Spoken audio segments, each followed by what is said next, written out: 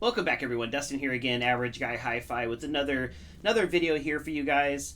That previous Peachtree video was just an unboxing, but just to give you a little update on that, I've been listening to it. Had some really killer listening sessions with it, and right now I'm just totally infatuated with it. So absolutely love that Nova 300 that I unboxed, and I will be doing a review on that a little bit later. But today's video is, I wasn't even really planning on making this, but like I mentioned in my previous videos, I'm using my own money to buy some of this stuff, so I can't really keep up with the guys that are being sent products on their own. And even when I went to pick these up off the front porch, I was like, oh, these are definitely higher quality than I initially was thinking they would be, just telling by the weight. So I figured I'd just make a video on these. So what I have here in my lap are a pair of Kanto SP26PLWs for white speaker stands.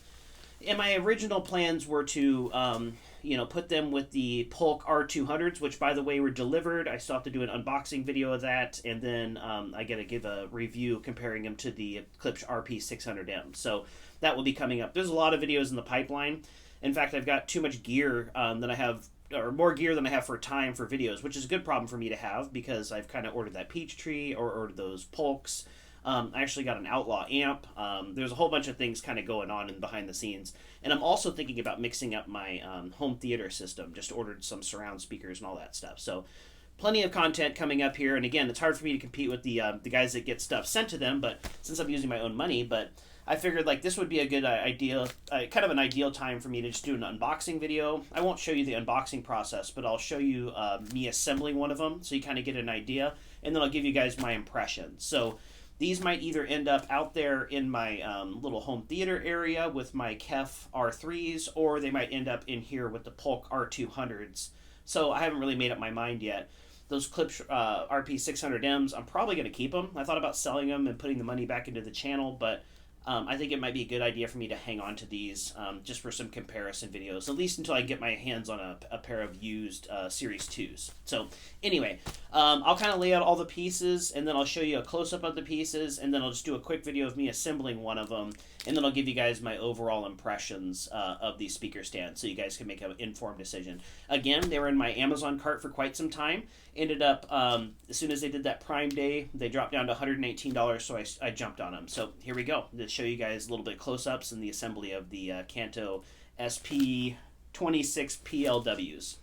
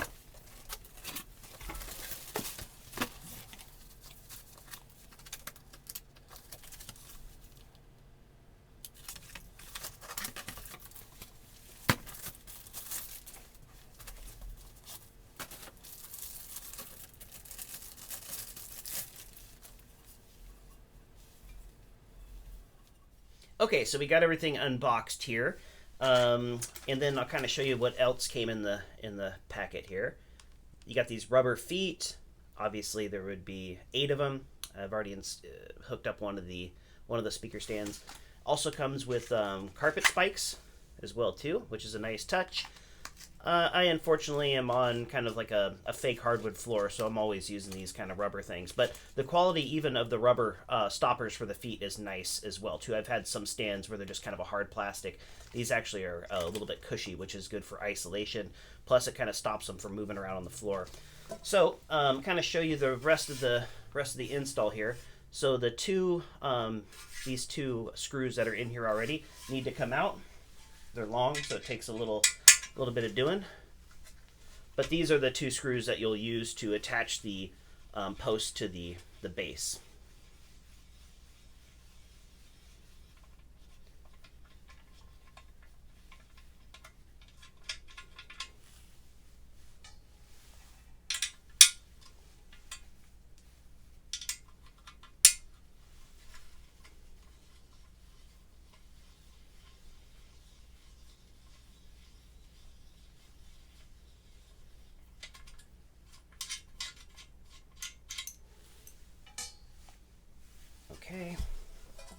Then there's kind of a top cap to the base. This is kind of the pretty part.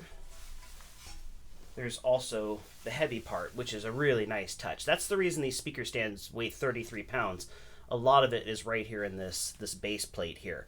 And it has a little sticker on the bottom so you know which side goes where. But kind of an easy way to do it is just line up where that back hole lines up to where there's a little bit of a recess on the base as well. And then put the screws into the plate already. And then you obviously want to line the speaker post up correctly as well too. And the easiest way to distinguish top and bottom is that the top has this little cutout here. So just make sure you have that cutout faced in the correct direction. That's the back of the speaker. So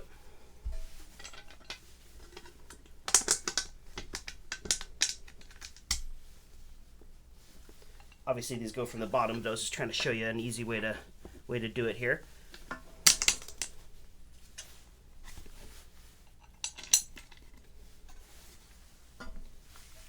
Kind of an awkward angle here, but I apologize. So again, that's where the two screws came out. Make sure you got the back of the post lined up with the back. Sounds self-explanatory, but trust me, I've assembled things wrong many times before.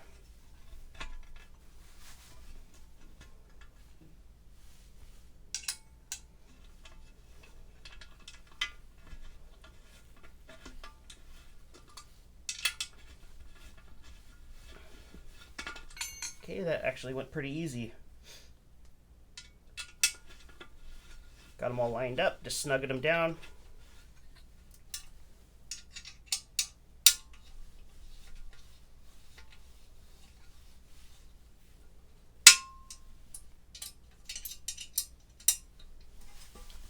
Okay, there we go. So we got the bottom screws hold the base on. Then you have these four little rubber feet stoppers or bumpers. So you put the carpet spikes in if you're putting them on carpet. That gives you a little bit more grip. It kind of sinks down a little bit, so it gives them make it a little bit more stable. So there's a finer point where all the weight's rested on, a little bit of a finer point. But I don't have kids or anything like that. And again, I'm on this kind of fake hardwood floor, so these rubber stoppers are what I use for all my speakers. One little piece of advice that I'd give you guys here is that I'm just assembling this for so you guys can see how they go together. But if you have speaker wires that have banana plugs, it'd probably be easier if you just fed the banana plugs through kind of at the time when you were assembling the speaker stand, so you have a little bit more room. Because I'm going to have to kind of snake I'll probably just disassemble it again, actually. I'll probably have to snake the banana plugs through there because the ones that I have are pretty large. So the other side, again, awkward angle here, is that little post there, or a little screw set. So I'll show you how that works here as well. So there's the base assembled. So the other thing about these speaker stands, it comes with a small plate for a speaker. That's a little bit on the smaller size, and then a large plate. So I'm going to go ahead and take it. It kind of comes assembled, ready to go for the smaller plate. But since these are going to be going with the KEF R3s or the Polk R200s, I'm going to go ahead and just disassemble the small plate. And they're going to sit on the large plate. And you'll see, one of the nice things about these speaker stands is that you can kind of angle them a little bit. I'm not going to do that. I'm just going to angle the speaker stands like I normally do. But that's actually kind of a nice little feature, so you could do some kind of fine tuning with angles. But I'll probably just angle the stands like I normally do.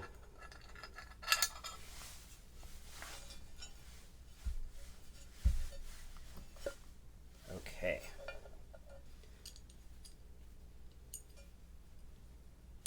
And one thing to consider again, you want to line up the front, so it does have a little Kanto logo there. You want to line up the post because it will be going through the front. So the larger screw will go through the front here. But I'll just go ahead and get these lined up.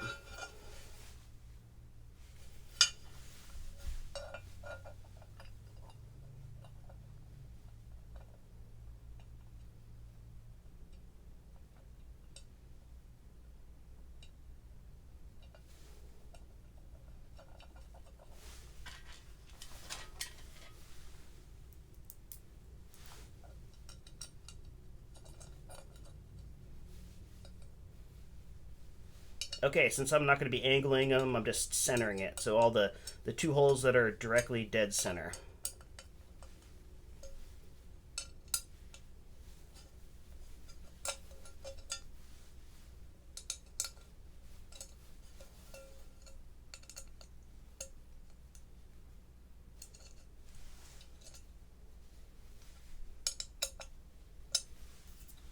Okay, we got those. So then it has some little tabs on the back here. Well, this will be an awkward angle here again, but I'll try to show you guys.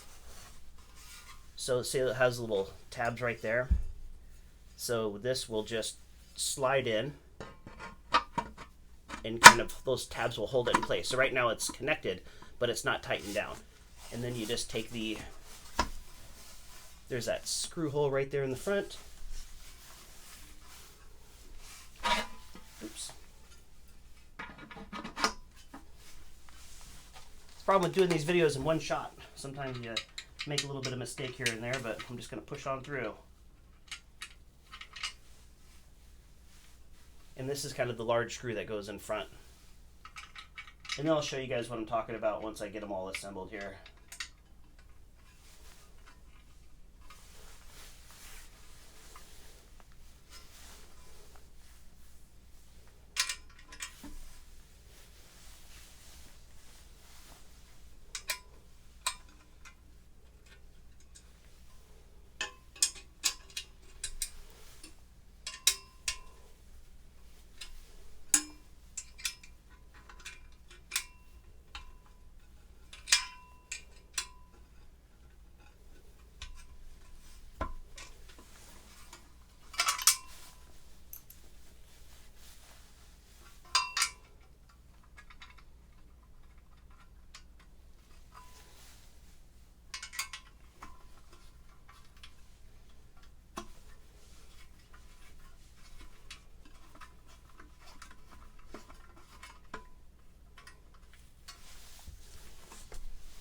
Okay, there we go. We got it all assembled.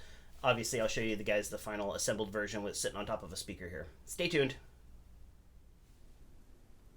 Okay, finally got these Kanto SP26PLs all hooked up here, and they look pretty nice with the Klipsch RP600Ms. Again, this is a larger bookshelf speaker, so I definitely recommend, it's not necessary, they're nice and sturdy either way, but I would recommend going with the larger plate.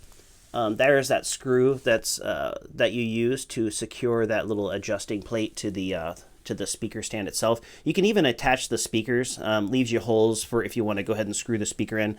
I swap out speakers so often that I'm not even going to go through that. But here is kind of the top plate, kind of nice soft foam there. There's my lovely Peachtree Nova 300. Been really kind of jamming out to that. But there is the recess in the back, so you can run the speaker wires. And then again, the nice sturdy kind of pole that runs down there where you could snake the speaker wires through. So, my overall impressions are very, very positive for these speaker stands. You can spend a lot of money on speaker stands if you're into like home audio and stuff like that. A lot of the manufacturers like B&W and things, they offer proprietary speaker stands, and I know they get quite expensive. But these would hold, they would look the part and hold some pretty high quality speakers themselves. Just make sure you check the specs and the weight. Make sure that they all line up. So these speaker stands are designed to support that whatever speaker you're shopping for. And a shout out to Kanto. These are excellent quality. Very pleased with this purchase. In fact, they make some nicer speaker stands. So if you guys are watching this, feel free to send me a pair. I'd love to kind of do more videos on these. I'm trying to keep my videos a little something that is, it's just, I was getting kind of expensive there, and I'm going to try to get back to my roots and start buying more used gear and kind of showcasing products that are more affordable to the average person like myself. So if you guys like that type of stuff, please subscribe to the channel. Thank you again for stopping by.